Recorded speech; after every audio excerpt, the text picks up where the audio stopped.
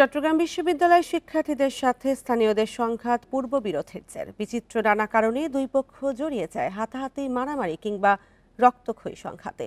আবার উভয় পক্ষই নিজেদের শান্তিপ্রিয় দাবি করলেও অশান্তির মূলে দুষছেন আধিপত্যকেই। তবে বিশ্ববিদ্যালয় প্রতিষ্ঠার পর থেকে এসব সংঘাত নিরসনে বিশ্ববিদ্যালয় প্রশাসনের আন্তরিকতা নিয়ে আছে নানা প্রশ্ন।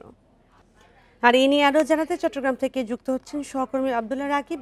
রাকিব, আজকে বিশ্ববিদ্যালয়ের পরিস্থিতি কেমন দেখছেন এবং স্থানীয়দের সাথে বিরোধের যে ব্যাপারটা, সেই বিষয়ে বিশ্ববিদ্যালয় কর্তৃপক্ষ কি কোনো ব্যবস্থা নেওয়ার কথা জানিয়েছে?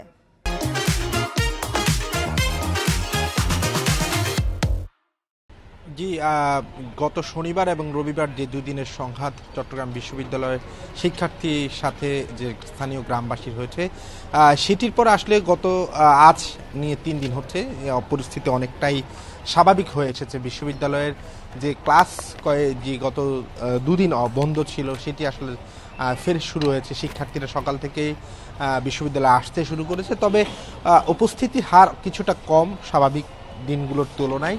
বিশ্ববিদ্যালয়ের শিক্ষকদের বাসগুলো, যেগুলো শহর থেকে আসলে শিক্ষকদের নিয়ে আসা হয়, সেগুলো রীতিমতো শিক্ষকদেরকে আর যাতায়াতের জন্য শহরে গিয়েছে এবং বিশ্ববিদ্যালয়ে এসে পৌঁছেছে।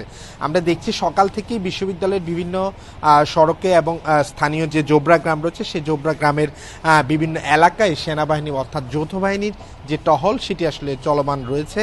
এবং বিশ্ববিদ্যালয়ে গতকাল যে সিন্ডিকেট সভা হয়েছিল, জরুরি সিন্ডিকেট সভা 563তম, সে সভায় গ্রামবাসীর সাথে আসলে বিশ্ববিদ্যালয়ের যে সৌহার্দ্যপূর্ণ পরিবেশ, সৌহার্দ্যপূর্ণ সম্পর্ক এবং সম্পর্ক উন্নয়নের জন্য তার একটি সমন্বয় কমিটি করার কথা বলেছেন এবং সেই সমন্বয় কমিটিকে একটি নির্দিষ্ট সময় পর পর অর্থাৎ প্রতি মাসে অন্তত একটি বৈঠকের মাধ্যমে শিক্ষার্থী, শিক্ষক অর্থাৎ বিশ্ববিদ্যালয়ের অংশীজনের সাথে স্থানীয়দের সাথে যে পারস্পরিক সমঝোতা, সেটির জন্য আসলে একটি কমিটি করার বিষয়ে সুপারিশ করা হয়েছে। একই সাথে বিশ্ববিদ্যালয়ের যে সার্বিক যে পরিস্থিতিটি স্বাভাবিক হওয়া না পর্যন্ত বিশ্ববিদ্যালয়ের যৌথ বাহিনীর যে টহল রয়েছে অর্থাৎ স্ট্রাইকিং ফোর্স হিসাবে যে বাহিনীগুলো রয়েছে, তাদেরকে আসলে বিশ্ববিদ্যালয়ে নিয়োজিত রাখার জন্য সরকারের প্রতিও অনুরোধ করা হয়েছে। একই সাথে যে সংঘাতে যে আহত এবং যে ভাঙচুরের বা ক্ষয়ক্ষতির ঘটনা ঘটেছে গ্রামবাসীর মধ্যে, সেটির ক্ষয়ক্ষতি নিরূপণে বিচার বিভাগীয় তদন্ত কমিটি গঠনের জন্য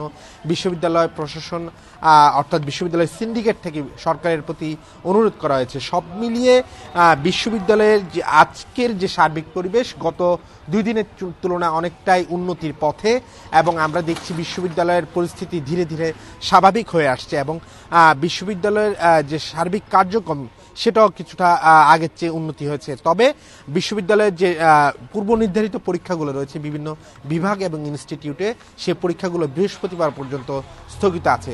ফলে ক্লাস শুরু হলেও পরীক্ষা স্থগিত আছে। এখন পর্যন্ত চট্টগ্রাম বিশ্ববিদ্যালয়ের পরিস্থিতি অনেকটাই শান্ত। চট্টগ্রাম বিশ্ববিদ্যালয় থেকে জানাচ্ছিলেন সহকর্মী আব্দুল্লাহ রাকিব।